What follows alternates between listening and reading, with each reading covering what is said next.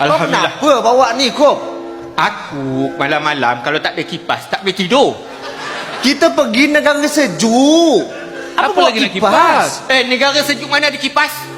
Dah sejuk nak kipas buat apa? Tengok pasport. Pasport ada, Pasport ada. Ni bagi pasport kat sini. Pasport. Duduk sini lah. Awal immigration tak tahu pergi sana buat apa. Sini, pasport sini. Ini pasport. Pasport. Pasport Ni macam ada. tak biasa kerja je. Pasport saya ni tuan. Dum tak. Aku pun sebenarnya bukanlah nak jual sangat. Tapi udah terganggu di rumah aku tu. Kenapa? Aku nak tidur pun tak senang. Bising. Bunyi jentolak, bunyi kereta semua ada sebelah rumah aku. Pernah tu aku terjaga dari tidur, piling depan kaki aku ni. Paling depan kaki. Oh, kaki. nyari. Oh, nyari kamu bangun. Kalau tak jadi bangunan kamu.